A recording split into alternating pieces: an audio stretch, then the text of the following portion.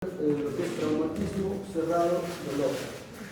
Un traumatismo cerrado puede producir diferentes tipos de patologías dentro de lo que es el globo ocular.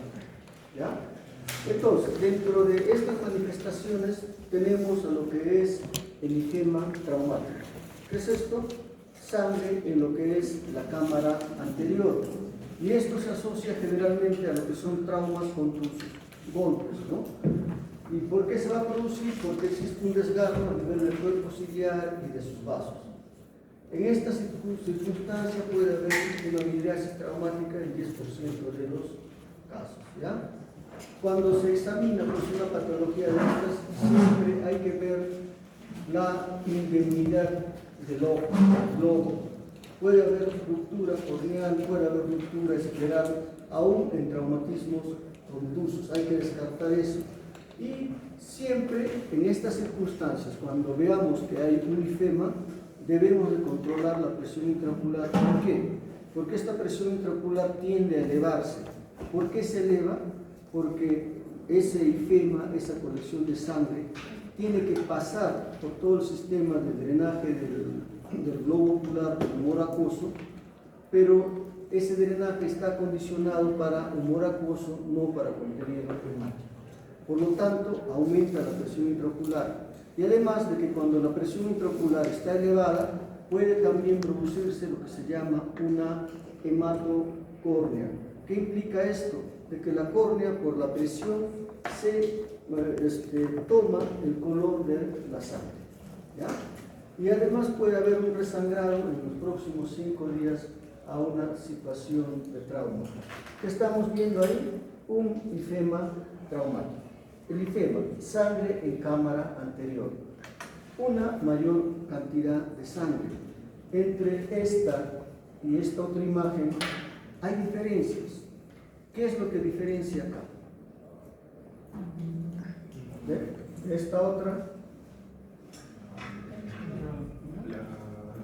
La hiperemia conjuntival. Claro, y hay una congestión conjuntival a predominio un tanto ciliar, porque probablemente la presión del ojo está aumentando. ¿Ya? Y en esta otra también encontramos una marcada congestión ciliar, pero ¿qué caracteriza ahí? ¿Qué están viendo? La midriasis. No es tanto midriasis. Esto es un ifema en toda la córnea. Una presión intraocular elevada, con sangre ahí, ¿qué es lo que puede pasar? Que esa sangre se impregna en la córnea, ¿ya? Lo que se llama la hematocórnea. Por lo tanto, hay que controlar lo que es la presión y esto tiene su proceso de reabsorción. Ahora, puede haber problemas a nivel de la catarata.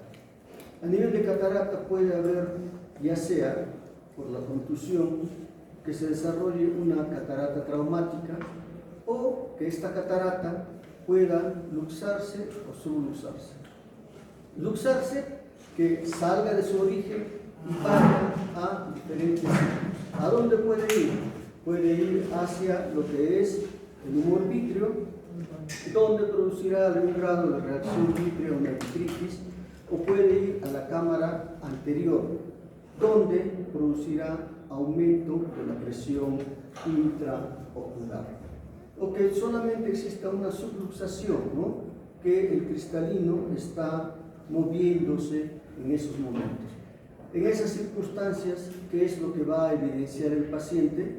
Evidenciará pues probablemente una disminución de la agudeza visual. Si hay una opacidad del cristalino, esta opacidad va a causar disminución de la visión.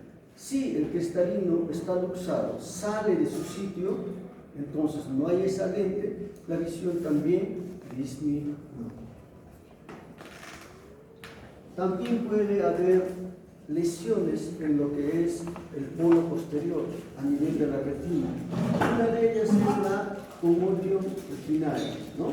Donde se ve pues hemorragias subretinales, todo lo que es el polo posterior del ojo. Afecta la mácula, todo eso, pero esto tiene un proceso que es relativamente benigno.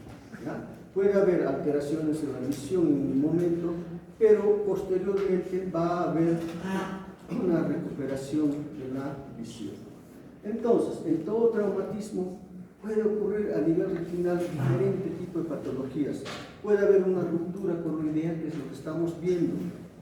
Una ruptura coroidea que en este caso está afectando el área macular. ¿Y cuál va a ser la traducción clínica de esto? Una disminución de la visión.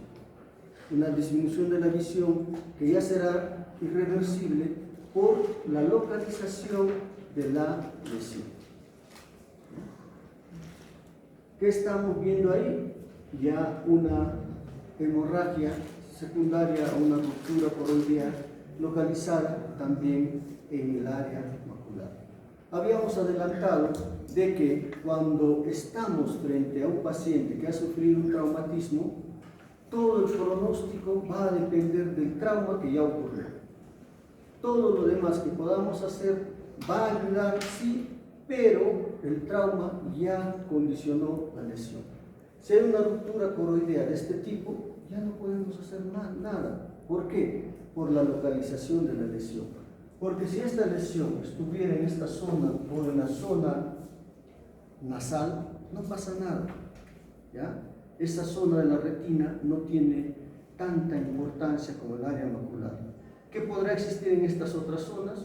Un grado de escotoma en un campo visual. Pero una lesión en la mácula sí se traduce por una pérdida de la visión severa. Y esa lesión ya está dada por el trauma, ¿no? De la misma forma, una luxación del cristalino. El cristalino ya no está en su sitio. Entonces, va a haber una disminución marcada de la visión, habrá que sacar el cristalino y después colocar un lente intraocular para restituir la función de ese cristalino. Pero lo que tiene en ese momento el paciente ya fue dado por el trauma inicial. Puede haber sangrados en lo que es el humor vítreo, ¿no?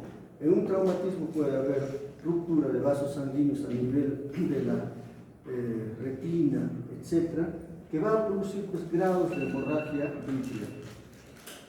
Y en esas condiciones, ¿qué es lo que va a producir?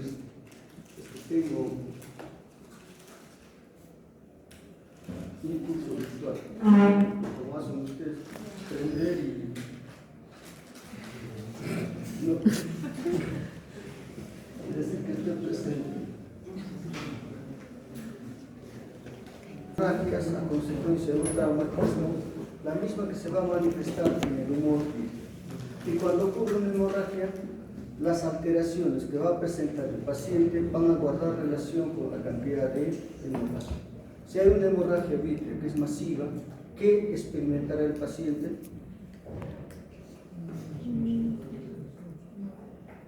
Una disminución de la visión, porque el vítreo que es transparente de pronto se ve entumecido y esto va a hacer que la visión disminuya en forma rápida. ¿Cuál es el tratamiento? Observación.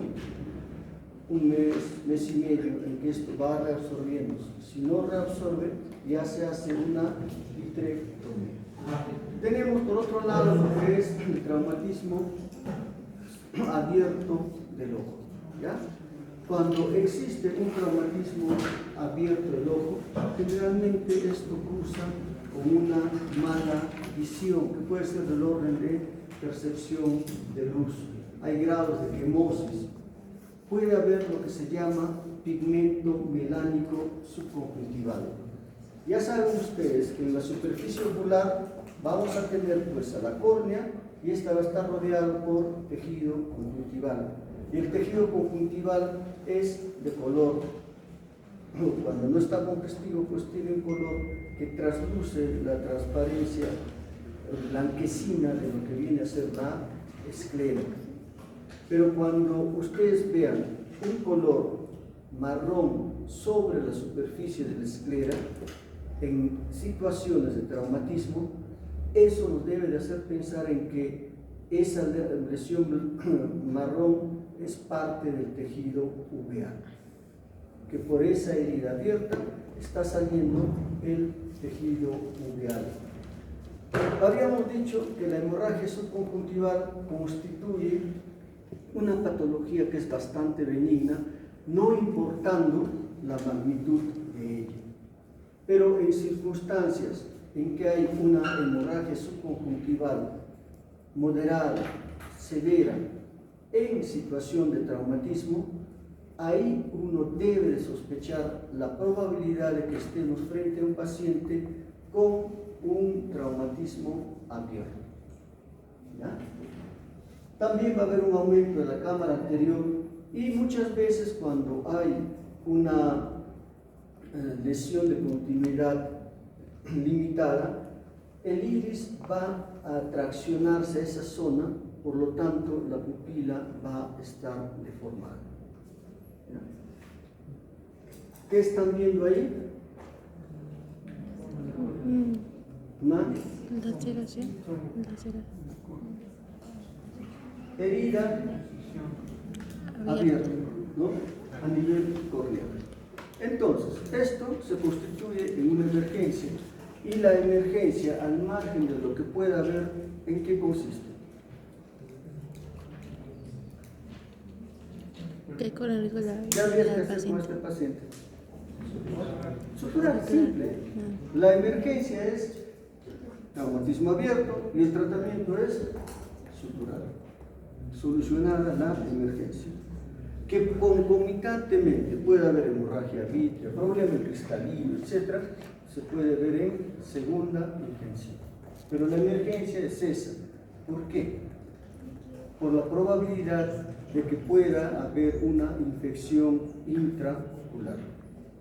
Entonces, si esto ocurre en una zona lejana, entonces, entre el diagnóstico y lo que es la evacuación, ya pasaron unas horas. Entre la evaluación de este paciente pasa otro tiempo, y cuanto más tiempo, más posibilidad de infección intraocular. ¿Qué están viendo ahí? Traumatismos abiertos del globo ocular. Vean, traumatismo abierto del globo ocular. ¿Qué están observando acá? Una hemorragia subconjuntival bastante marcada. ¿Qué habíamos dicho ahí? Que cuando hay hemorragia subconjuntival en un contexto de traumatismo, sospechar la presencia de una herida abierta. Cuando nosotros examinamos y vemos a este paciente, ¿nos limitaremos a suturar solo la córnea? ¿Qué habría que hacer?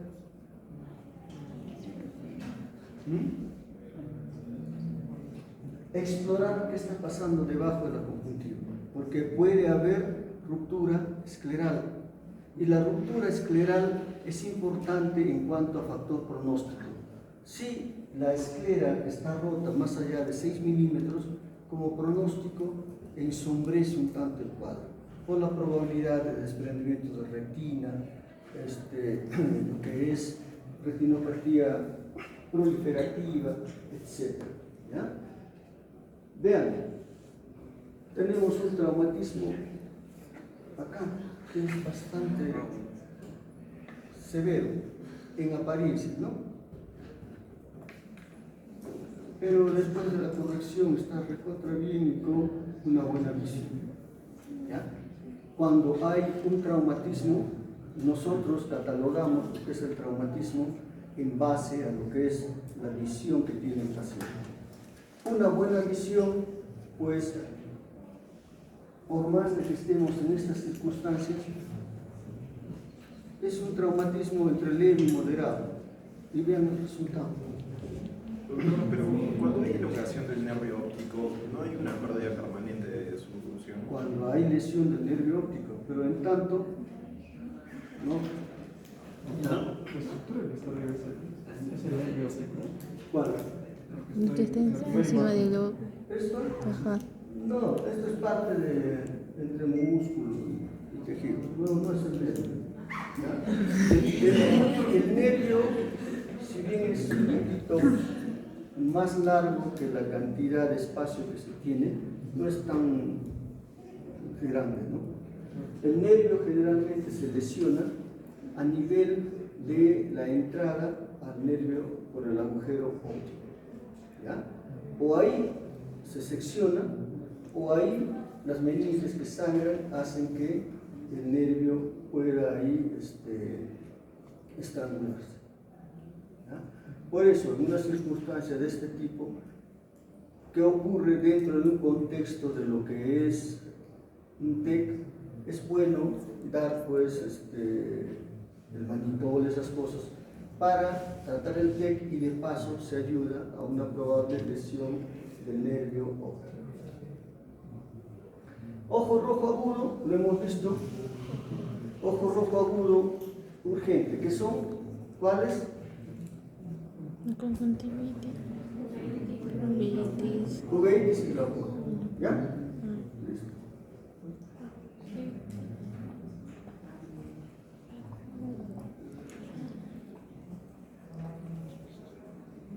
Bien. Otra emergencia, lo que es la celulitis orbitaria. La celulitis orbitaria es una afección que va a darse por detrás de lo que llamamos el septum orbital, donde va a haber un proceso inflamatorio. Y a consecuencia de este proceso inflamatorio, ¿qué es lo que se va a experimentar? Va a haber una protrusión ocular, va a haber limitación de los movimientos, y como hay un fenómeno inflamatorio, estos movimientos son dolorosos, ¿ya? Entonces, tengamos en cuenta ahí, ¿qué es? ¿Se da una celulitis orbitaria? No, es lo que se llama una celulitis preseptal, solamente afecta el párpado superior, ¿ya? Esta celulitis preseptal se trata como cualquier otra celulitis, ¿ya? Pero algo que diferencia es, vean, tiene un ojo blanco. Este paciente no tiene restricción de movimientos, no hay proptosis. En otras palabras, no hay reacción inflamatoria retroocular. Celulitis orbitaria. ¿Cuándo tener en cuenta que esta celulitis orbitaria puede complicarse? Cuando esta celulitis se presente en niños menores de 5 años. En estas circunstancias, sean de repente un tanto exagerados en el tratamiento. Hospitalicen 2-3 días de tratamiento, disminuye todo y se le da tratamiento por vía oral, ¿ya? Pero no hagamos de que esto pueda convertirse en una celulitis orbital en niños menores de 5 años. Pero además no hay problema, esto pasa fácilmente. Bien, entonces la celulitis orbitaria se reconoce por ¿qué principalmente? Por la proptosis que va a haber, por la restricción de movimientos, y estos son dolorosos, ¿ya? Y el tratamiento tiene que ser multidisciplinario, tiene que haber un diagnóstico de imágenes seriado. ¿Por qué? Porque esto puede provocar que pueda haber abscesos en la pared, o que esto pueda comunicarse con el sistema nervioso central, puede haber una trombosis en seno cavernoso, etc. Entonces, una celulitis orbitaria pues es una patología también muy complicada. Si se puede evitar llegar a eso, mejor. ¿Dónde tiene su punto de origen? En la mayoría de los casos es una sinusitis etmoidal. Puede haber de zona cercana, pero en la mayoría de los casos es ahí el origen. Cuando ustedes vean una sinusitis etmoidal, el tratamiento tiene que ser más enérgico para prevenir esta complicación. La endoftalmitis es otra patología a tener en cuenta, es una verdadera emergencia. ¿Y en quiénes se presenta? En pacientes que han tenido una cirugía abierta, catarata, glaucoma o casos de traumatismo. En estas circunstancias, cuando se presenta la celulitis, ¿qué va a haber? dolor ocular, disminución brusca de la visión, una congestión ocular marcada y la presencia de hipopia. ¿Ya? ¿Cuál es el tratamiento? Inyección intravítrea de medicamentos de amplio espectro en el ojo. El enfriar la enfermedad, el dar tratamiento sistémico no funciona. ¿Ya? Por si acaso, eso ténganlo presente, porque de pronto alguien del asistente dice, vamos a enfriar el cuadro. Está bien, eso sirve en todo menos en ojos. ¿Ya? Y al día siguiente, si tú no das tratamiento, de hecho el diagnóstico, al día siguiente probablemente ya esté ciego. Entonces, celulitis orbitaria. Pero también existe lo que son pérdida aguda de la visión. Todas ellas relacionadas con qué? Con diferentes tipos de vasculopatías. Vamos a ver alguna de ellas. Tenemos pues oclusiones venosas de la retina. ¿Ya? Entonces, las oclusiones venosas de la retina ocurren con cierta frecuencia, digamos, y es la segunda después de lo que significa la retinopatía diabética. Afortunadamente esto es unilateral en la gran mayoría de los casos y puede haber ya sea una obstrucción de la vena central de la retina o una obstrucción de la rama venosa de la retina. Entonces, ¿por qué se produce una obstrucción venosa?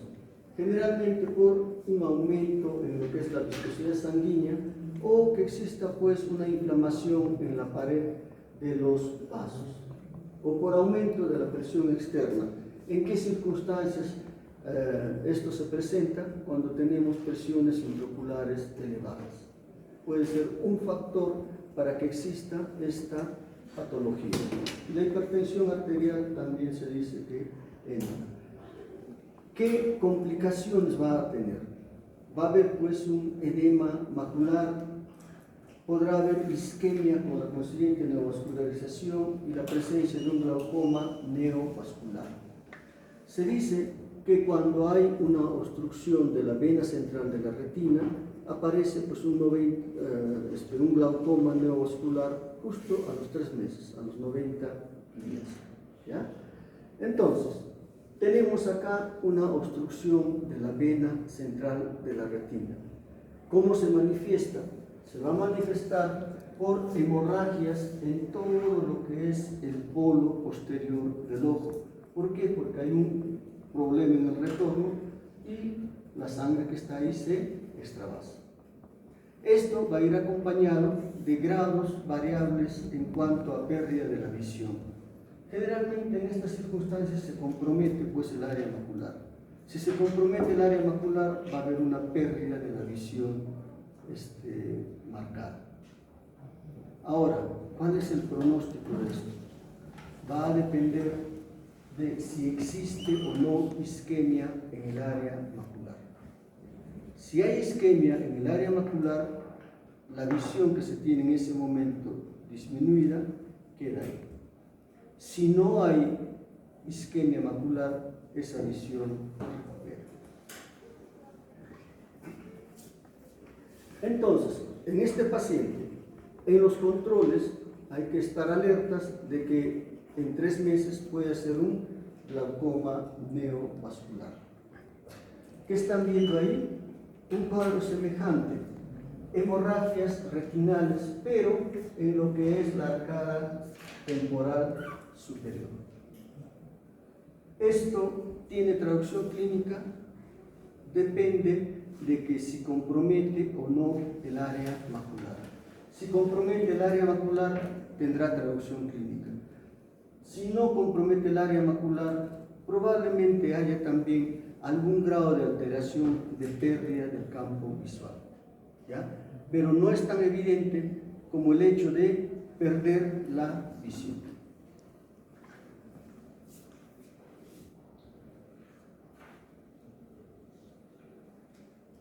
Ahora, puede haber oclusiones arteriales retinianas. y estas van a tener un origen generalmente en lo que es pues, embolización principalmente, también estenosis vascular, compresión, etc. ¿Ya?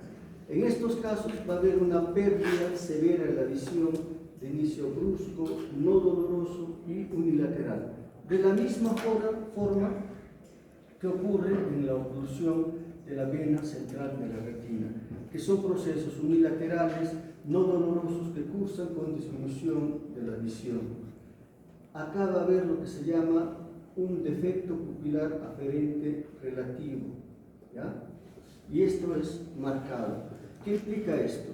Que cuando nosotros examinamos a un paciente con una fuente de luz, la pupila tiende a contraerse.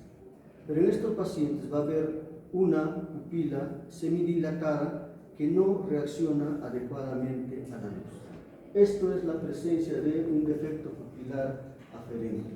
Y si nosotros hacemos un examen de fondo de ojo a este paciente, ¿qué vamos a encontrar? Una retina blanquecina. En el estado inicial, en el estado agudo de la enfermedad, se dice que también a nivel macular vamos a encontrar una mancha roja. ¿Ya? Entonces, ahí estamos viendo una oclusión de lo que es la arteria central de la retina, donde va a existir pues una palidez total de la retina. Pronóstico, tratamiento, lamentablemente no tenemos nada para hacer ni en el momento en que nosotros estemos presenciando un cuadro. Esa es la verdad. Que se dicen que se puede hacer esto, lo otro, pero no hay resultados. ¿Ya? Entonces, generalmente en estas circunstancias vamos a tener pues una visión muy deficiente. Se está viendo ahí la obstrucción de lo que son ramas arteriales de la retina, ¿no? Donde existe una isquemia pero localizada. En estos casos, un pronóstico mejor que el de la cierre de la arteria central de la retina. Bien, también son causas de disminución de la agudeza visual lo que son pues las neuropatías ópticas.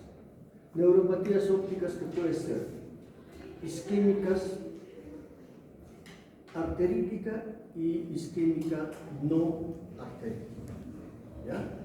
Entonces, cuando hablamos de neuropatía óptica isquémica anterior aguda no arterítica, nos estamos refiriendo casi a la mayoría de lesiones que ocurren por esta circunstancia.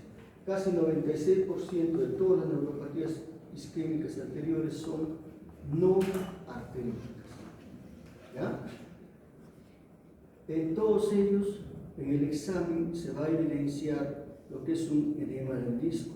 Y esto es una patología que suele presentarse en personas mayores de 60 años, mayores en pacientes de raza blanca. Y esto es resultado pues, de una insuficiencia circulatoria en la cabeza del nervio óptico, ¿no? Generalmente no asociada a síntomas sistémicos y se relaciona con hipotensión arterial sistémica nocturna, ¿no? Ese dato sí podemos manejar. El hecho de tener una hipotensión sistémica en la noche se debe de evitar, porque en estas circunstancias, ¿qué es lo que se presenta? Que generalmente hay pacientes que despiertan con una disminución de la visión, probablemente como un factor coadyuvante, una hipotensión muy severa. ¿Ya? Entonces, ¿qué vamos a encontrar? Pérdida brusca de la visión monocular indolora. Puede ser una disminución de la visión que es moderada, no es tan severa como en el caso de las obstrucciones vasculares, y también en estas circunstancias está presente lo que es pues un defecto pupilar aferente relativo. Cuando existe una lesión del nervio óptico, siempre se encuentra un defecto pupilar aferente relativo. ¿Ya? Y este mismo fenómeno también se observa cuando existen lesiones a nivel de la retina muy amplias. Por eso lo vemos en el caso de obstrucción de la vena central de la retina. Y cuando hay lesión del nervio óptico, también hay afectación de la visión a colores, lo que se llama la discromatopsia. Entonces, si hay un paciente que tiene una disminución brusca de la visión monocular indolora, nosotros asumimos que puede haber un problema pues, de una neuropatía óptica isquémica. Evaluamos, ¿qué evaluamos? Defecto pupilar aferente. ¿Qué evaluamos? Alteración en la visión de colores. ¿Los tiene o no?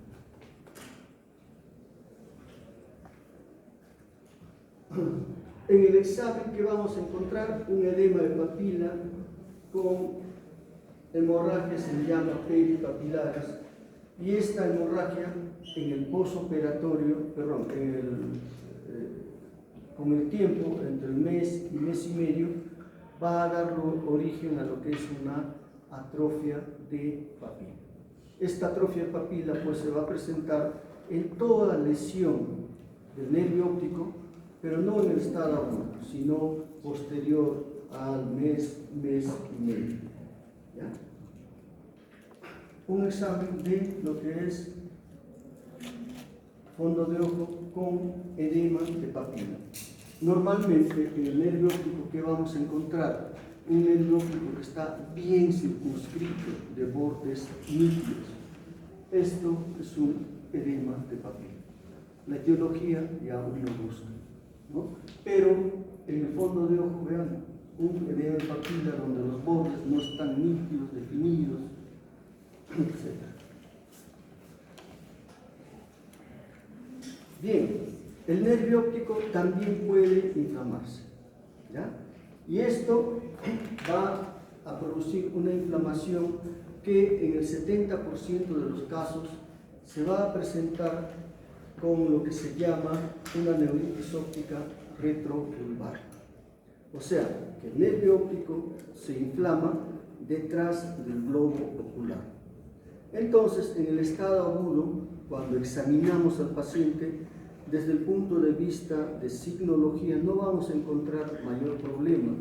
El fondo de ojo va a ser normal. Esa es la forma de presentación.